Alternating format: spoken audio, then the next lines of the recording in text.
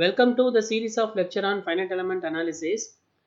In this part, we are going to start the two-dimensional analysis in finite element method. For doing the two-dimensional analysis, there are different types of elements available in FEA. First, we are going to consider the two-dimensional triangle element in this part. In this part, we are going to derive the characteristics of this triangular element. If you want to apply this triangular element for any applications, first we should know what are the characteristics of this element. So we will derive the characteristics of the two-dimensional triangle element in this part. First we will see how to choose the proper element for solving an engineering problem. If you understand the nature of the problem, then only we can use the correct element for solving that problem. In earlier part, we have solved many engineering problems like bar problem, beam problem, truss problem, vibration problem and heat transfer problem using one-dimensional line element. In all those applications, it is assumed that the field variable is changing along only one direction. In case of beam or bar, so we will assume that the displacement is changing along this axis length, that is along the x direction. If the field variable is changing along only one direction, then that problem can be solved by using the one-dimensional line element. One-dimensional line element like this. Suppose if the field variable is changing in two direction along x and y direction, then for solving that type of problem we have to use the two-dimensional element like this. For solving an engineering problem in which the field variable is changing in two direction x and y, we have to use the two-dimensional element. The two-dimensional element may be of any shape that we will see later on.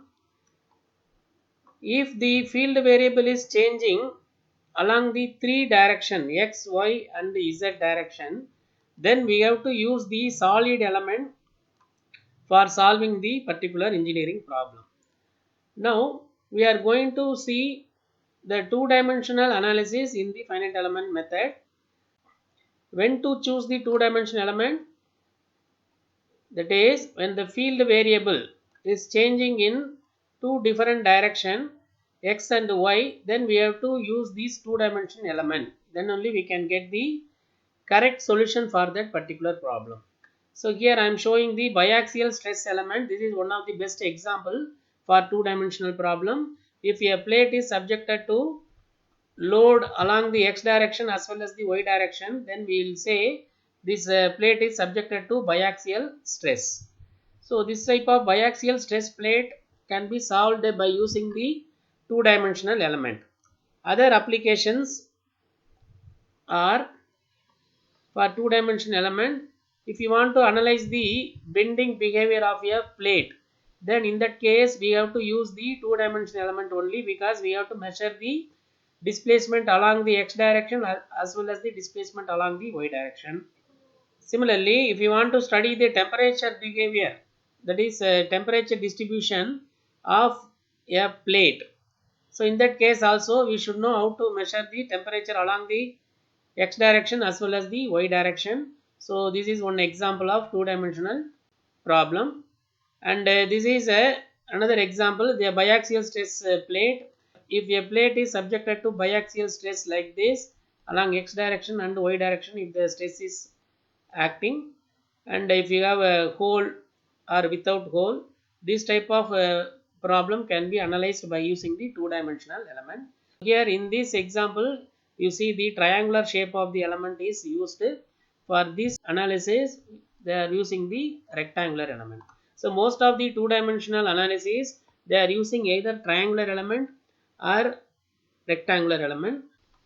Most of the engineering analysis in 2D is done by using the triangular element or rectangular element. So first we are going to see the triangular element in this part. As we discussed, there are different types of 2D elements.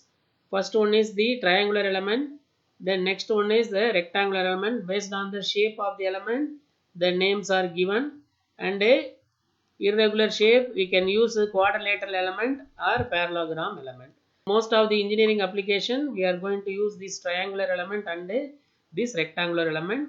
So in this part we are going to describe the characteristics of this triangular element.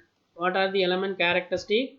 That is number of nodes in the element, degrees of freedom at each node, and the total degree of freedom, then the number of shape functions to define the field variable within the element. All these are called the characteristic. We will define these characteristics for this triangular element. This is the two-dimensional triangular element we are considering. For this we are going to apply the global coordinate system xy, horizontal x-axis, vertically y-axis. This triangular element has three-sided element and three corner. At each corner we are going to assume a node. So this is a three-noded element, is a basic element. The nodal coordinates are defined like this in terms of xy: node 1 x1 y1, node 2 x2 y2, node 3 x3 y3. Suppose if you want to define the field variable inside this element, so we are denoting the symbol pi here. It is a general notation. So this field variable may be temperature or pressure or displacement. In case if it is temperature and pressure, we are going to call it as scalar variable problem. If it is a displacement, then we will call it as vector variable problem. So for both scalar variable and vector variable, we are going to apply this two-dimensional triangular element. So first we will derive the shape function for this two-dimensional triangular element. Let us see. So this is the general notation used for denoting the nodal coordinates and nodal parameter for a two-dimensional element. Here in the horizontal plane we have xy. This is xy axis in the horizontal plane. The nodal coordinates are specified like this. In the xy plane they are showing the shape of the element. So 1 2 3 triangular element. Nodal coordinates are specified like this. In the vertical axis they are denoting the field variable pi of x comma y. So in this again they are showing the same shape of the element. At each node they are denoting the nodal parameter.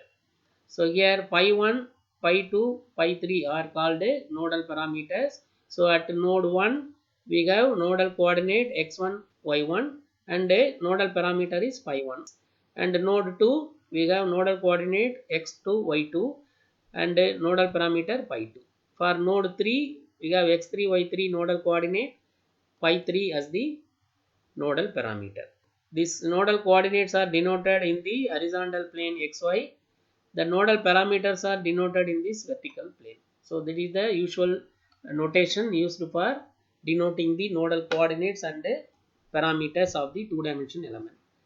Now once you know these nodal parameters pi 1, pi 2, pi 3, we are going to use one interpolation function to define the value of the field variable within the element. Let us assume a point inside this element. If you want to find the value of this field variable pi, for that first we are going to assume a trial function like this. Here it is a two-dimensional element, so we are going to assume a bilinear polynomial trial function. Bilinear polynomial trial function a0 plus a1x plus a2y like this. This is going to be called as a linear triangular element because we are using the linear polynomial for deriving the shape function. The pi of x comma y is defined by using a bilinear polynomial function. So it is called a two-dimensional linear triangular element. Now in this polynomial function a0, a1, a2 are called general coefficients or Ritz coefficient. So when you write this equation in matrix form, we can write this equation combination of row matrix and column matrix like this. In the row matrix we are taking 1 x y, and the column matrix we are considering the unknown a0, a1, a2. So this is the unknown coefficient matrix. We have to evaluate the value of a0, a1, a2 in terms of the nodal coordinates x1, y1, x2, y2, x3, y3 like that. Once you know these values of a0, a1, a2, then we can easily write the interpolation function for the pi of x comma y. Now we will see how to evaluate these unknown coefficients a0, a1, a2. We are going to use three nodal coordinates x1, y1, x2, y2, x3, y3 for solving the three unknown a0, a1, a2. Let us see. This is our interpolation. We assumed pi of xy equal to a0 plus a1x plus a2y. Now we will apply the nodal conditions as boundary conditions. At node 1, we know that nodal parameter value is pi equal to pi 1 and x equal to x1, y equal to y1. Now substitute all the values in this equation. Pi become pi 1 and a0 plus a1 x1. X will become x1 and a2 y1. This is the first equation. Then at node 2, we know that nodal parameter is pi 2. Then nodal coordinates are x2, y2. Substituting this, pi 2 is equal to a0 plus a1 x2, a2 y2. This is the second equation. At node 3, we know that nodal parameter value is pi 3, nodal coordinate value is x3, y3. Now substitute this value, we will get pi 3 is equal to a0 plus a1 x3, a2 y3. This is the third equation. Now we have three equation in terms of a0, a1, a2 unknown coefficient. So writing these three equation in matrix form, it will be like this. Pi 1, pi 2, pi 3 is a column matrix, and here we are writing this three simultaneous equation product of the two matrix 1 x1 y1. Here a0 a1 a2, this is what we want to evaluate. We are getting this a0 a1 a2 as a column matrix. We are getting the coefficient of this one a0 1, here x1 and y1. So like that we are writing the first row 1 x1 y1 and 1 x2 y2 is for the second equation 1 x2 y2. Similarly 1 x3 y3. Three equations are written. Now this matrix is called a coordinate matrix 1 x1 y1, 1 x2 y2, 1 x3 y3 like this. If you want to evaluate this matrix a0 a1 a2, we have to take this 3 by 3 matrix to the other side. That means a0 a1 a2 is equal to this coordinate matrix, inverse of this coordinate matrix multiplied by this nodal parameter matrix. Once you evaluate this inverse of a 3 by 3 matrix, then we can easily say that these are the values of a0, a1, a2. This a0, a1, a2 can be substituted in this equation. In this equation, we can substitute and we will get the interpolation function for the pi of x comma y. So now, how to find the inverse of a 3 by 3 matrix? Coefficient matrix, coordinate matrix and nodal parameter matrix. D is called coordinate matrix. Inverse of 3 by 3. D inverse as per definition, transpose of cofactor matrix divided by determinant of the matrix.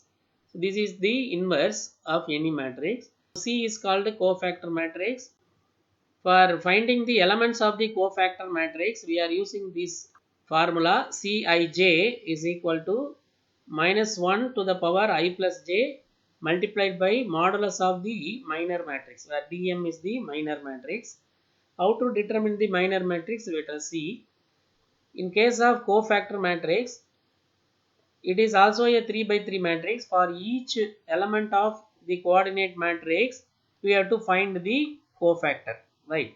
Now, first let us see C11. That is the cofactor for the first element. This is the 1 element. So, how to find the cofactor for this 1 element? First minus 1, 1 plus 1, I plus j, 1 plus 1. Then the minor. What is the minor? We have to leave this row and this column. The remaining will be the minor matrix for the corresponding element 1, 1. So we are writing x2, y2, x3, y3. Now determinant of this one, is equal to x2 y3 minus x3 y2. So you can write easily. Minus 1 to the power 2, so we will get a positive sign. Similarly, we can write the cofactor for C12, that is this element. C12 is this one, x1. So for this, we have to leave this column and this row. We will get a 1y2, 1y3. So 1y2, 1y3. Now this is minus 1 to the power 3, so we will get a minus sign, and y3 minus y2. We are changing it y2 minus y3 like that. In this manner, we have to find the cofactor for all the elements. So C13 is this element.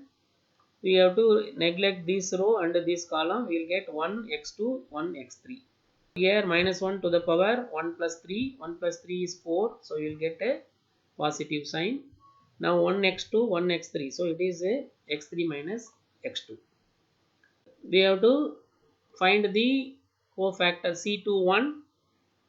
For this is the C21 element. So we have to leave this column and this row. We will get x1 y1 x3 y3. So that is what we are getting, x1 y1 x3 y3. Expanding this, minus 1 to the power 3. So you will get minus sign. Then x1 y3 minus x3 y1. So multiplying the minus inside, you will get x3 y1 minus x1 y3. Similarly, you have to find C22. So C22 is this element. So we have to leave this row and this column. You will get 1y1 and 1y3. So this is the element. So you will get minus 1 to the power 4. So positive sign, y3 minus y1. Then C23, this element. So we have to leave this column and this row. We will get 1x1, 1x3, 1x1, 1x3. So the power is a odd number, so you will get a minus sign. So minus of x3 minus x1 will become x1 minus x3. Next we have to find the third row, C31. C31 is this element. So we have to leave this column and this row. You will get x1 y1, x2 y2. This is the minor matrix. Expanding this, here this is a even number, so you will get a plus sign. Then x1 y2 minus x2 y1. Then C32 is this element. We have to leave this column and this row. We will get 1 y1, 1 y2. This is the minor matrix. So 3 plus 2 is odd number. We will get a minus sign, and y2 minus y1, it will become y1 minus y2. Then C33, the last element, this one, we have to leave this column and this row. We will get 1x1, 1x2, 1x1, 1x2, 3 plus 3 even number, so you will get the positive sign. So x2 minus x1. Now after knowing all these cofactor, we will arrange the cofactor matrix. This is the cofactor matrix: C11, C12, C13, C21, C22, C23, C31, C32, C33. What we evaluated from these steps. Now we have to make the transpose of this cofactor matrix. So what is transpose matrix? We have to interchange the row into column. This row element should be considered as a column. So we are writing, interchanging the elements in the row and the column. x2 y3 minus x3 y2, x3 y1 minus x1 y3, like that we are writing the transpose of the cofactor matrix. Now once you know this transpose of the cofactor matrix, now we have to divide this by determinant of the D matrix. What is determinant of the D matrix? This is the coordinate matrix: 1 x1 y1, 1 x2 y2, 1 x3 y3. So you have to find the determinant of the 3 by 3 matrix. If you expand like this, you will get 1, this minor matrix, x2 y3 minus x3 y2 minus x1, then we will get y3 minus y2, then plus y1, we will get x3 minus x2, like that. To represent this determinant, we are going to use area of triangle. After expanding these terms, this term will be similar to the area of triangle which has the coordinates x1 y1, x2 y2, x3 y3, like this. That formula can be compared, and we are going to say this is equal to 2 times the area of triangle. So because in the area of triangle formula we will get 1 by 2. So here we will get 2 times area of triangle. So 2a. Determinant of this matrix is considered as 2a here, where a is the area of the triangular element. We know C transpose as well as the determinant of D. Now we will write the A matrix. So this is the unknown coefficient matrix A0, A1, A2, which is equal to 1 by 2A. This is 1 by determinant of the D matrix. This is the transpose of the cofactor matrix. Then we are having the nodal parameter matrix phi 1, phi 2, phi 3. Now, instead of writing all the expressions every time, right, it's a lengthy expressions, we are going to use a notations. For this one, we are going to use alpha. This is alpha 1, alpha 2, alpha 3. Then second row, we are going to use beta term, beta 1, beta 2, beta 3. Then third row, gamma 1, gamma 2, gamma 3. So here, I am using the negative sign in the third row. There is a reason for that. Actually, when we find the C33, C23 elements, we will get x2 minus x1, right? So here we will get x1 minus x3. So now, but when you write this matrix, here we are adding this minus sign and you are interchanging this x terms. Why we are doing like this? To get the general expression for this alpha, beta, gamma. So how to remember this alpha, beta, gamma terms? We can use this general expression. We can easily know the expression for alpha, beta, gamma. What is alpha I? Alpha I is product of xy, right? In all the terms we have product of xy. So first xj yk, where ijk is varying from 1 to 3 like this. So ijk is 1 to 3, and in this order we are maintaining. Alpha I is xj yk. Second term we are interchanging this k and j suffix. The suffix for x and y should be interchanged. In that way we can remember these alpha terms. Say for example, if you want to write the alpha 1, what is alpha 1? X2 y3 minus x3 y2. That is what here. What is alpha 2? Alpha 2, here when we start with 2, next number is 3. So x3, next number is 1. So x3 y1 minus x1 y3. Like that we are getting this one. Similarly, when you come for beta, beta I is equal to yj minus yk in this order. So beta 1 will be y2 minus y3. This is what we are getting here. Beta 2 will be y3 minus y1. y3 minus y1. Beta 3 will be 3 next day y1 minus y2. y1 minus y2. Similarly, if you want to get the same ijk sequence, we are adding this minus sign. That is what we have to know. So gamma I is equal to minus of xj minus xk. So now what is gamma 1? Gamma 1 is x2 minus x3, minus of x2 minus x3. Actual term is x3 minus x2. That is why we are using this minus sign. Gamma 2 will be minus of x3 minus x1. Minus of x3 minus x1. Gamma 3 will be x1 minus x2. If you know this alpha I, beta I, gamma I expressions, we are able to establish this matrix. After knowing the unknown coefficient matrix A0, A1, A2 in terms of alpha, beta, gamma, then we are substituting that unknown coefficient matrix in the equation of pi of x comma y. So in the pi of x comma y, we know that first we will get this row matrix 1 x y. Then this is the substitution for the A0, A1, A2 unknown coefficient matrix. Then we will have the nodal parameter matrix. So this is 1 by 3 matrix, a row matrix. Then this matrix is a 3 by 3 matrix, the unknown coefficient matrix. Then this is a column matrix. This is 3 by 1 matrix. Now when you multiply this 1 by 3 matrix with this 3 by 3 matrix, again we will get a 1 by 3 matrix. So that 1 by 3 matrix is given here. That means when you multiply this 1xy, this row matrix with this first column, we will get alpha 1 plus beta 1x plus gamma 1y divided by 2a. Similarly, when you multiply this row matrix with the second column, we will get alpha 2 plus beta 2x plus gamma 2y divided by 2a.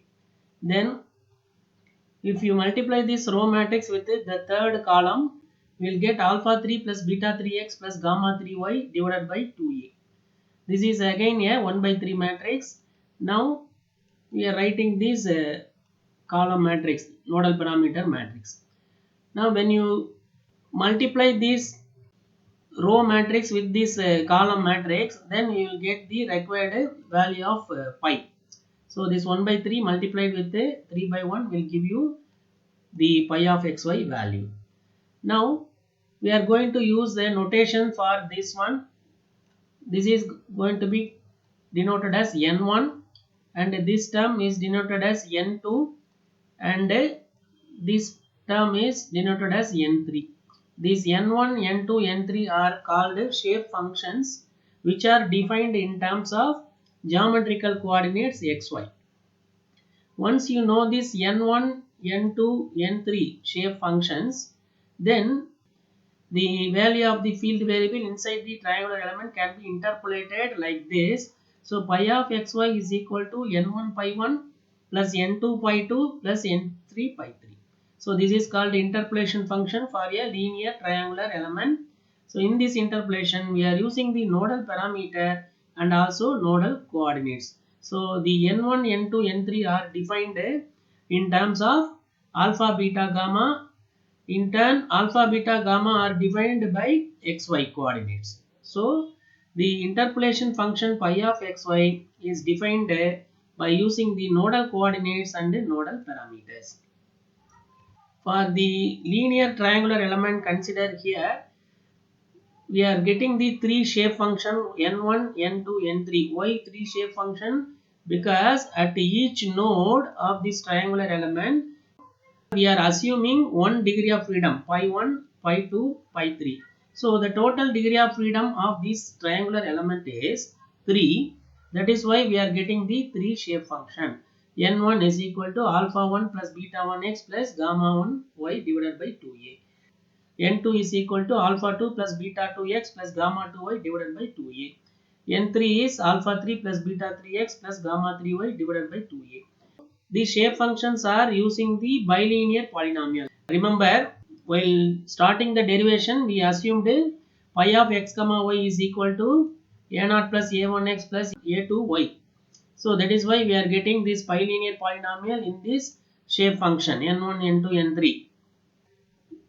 If you know the geometrical coordinates of each node and also nodal parameters of each node, then we are able to find the value of the field variable inside the element by using this interpolation function.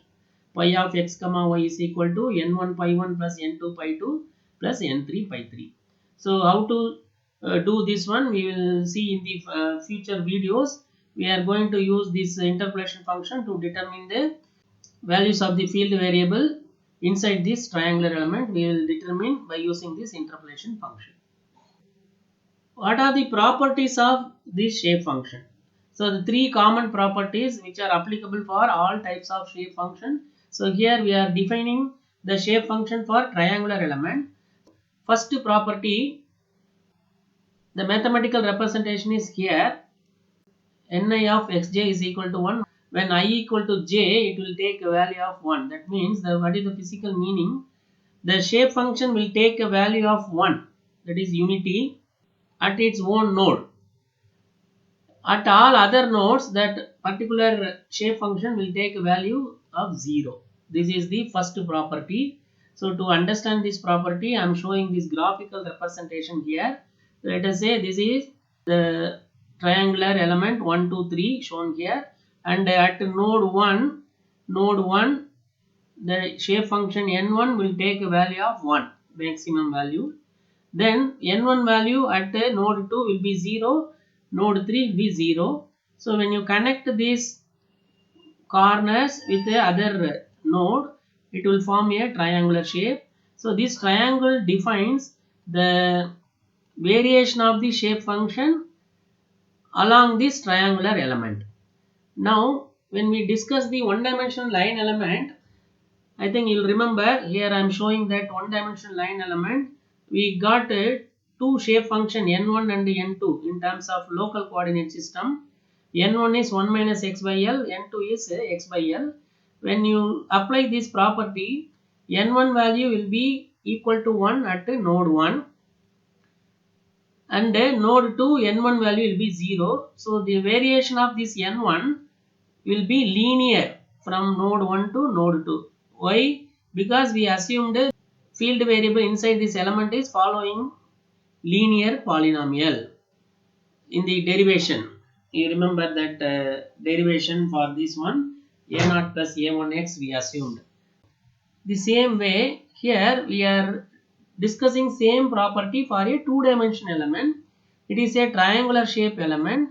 If you take the shape function for node 1, at its own node n1 will be equal to 1 and other nodes 0 0. So when you connect this one, why we are connecting using straight line? Because it is linear element. So this triangular shape will show the how this n1 shape function will vary along the triangular area. That is the important we have to understand. Similarly, we can show it for the second node. This is the second node. For the second node, n2 value will be equal to 1. Then other node it will be equal to 0. So when you connect using straight line, will form a triangular shape. So this triangle defines the variation of n2 along the triangular elemental area. Similarly, for n3, we are assuming n3 node 3, n3 takes the value of 1 and the other node it will take 0 0. So again it will get a triangular shape which shows the variation of the n3 over this triangular area. So this is called the distribution of the n1 or contribution of the shape function in this triangular elemental area. So since it is a two-dimensional element, we are getting the triangular shape. Now second property which is important one, sum of all the shape function value will be equal to 1. This is an important property, sigma ni equal to 1. We are going to use this property for solving the problem also. Then third property, total number of shape function is equal to total number of degrees of freedom in the element. What is the total degree of freedom here? At each node we assumed 1 degree of freedom. So total degree of freedom is 3. That is why we are getting 3 shape function n1, n2, n3. These are the 3 important properties of shape function which is applicable for one-dimensional element, two-dimensional element as well as three-dimensional element. Now we will summarize all the points what we discussed in this part. We consider a two-dimensional linear triangular element. We assumed the global coordinate system to define the coordinates of each node x1, y1, x2, y2, x3, y3 like this. Here for two-dimensional problem we are using global coordinate system, you remember. And the nodal parameters are defined like this, pi 1, pi 2, pi 3. At each node we are assuming only 1 degree of freedom. So in this case the shape of the element is triangle. The number of nodes assumed is only 3. We are assuming only corner node. We are not assuming any inner nodes for this element. If you have the inner node, that element going to be called as higher order element, that we are going to discuss in the future videos. Now number of degrees of freedom at each node is 1. So total degree of freedom for this element will be number of nodes multiplied with the degree of freedom at each node. So it is going to be 3 into 1, total degree of freedom 3. Since the total degree of freedom is 3, we are getting the 3 shape function n1, n2, n3 we derived in this part. Now how to use this shape function n1, n2, n3 to find the value of the field variable inside this element, this phi of x comma y, that we will discuss in the next part. Thank you for your patient listening.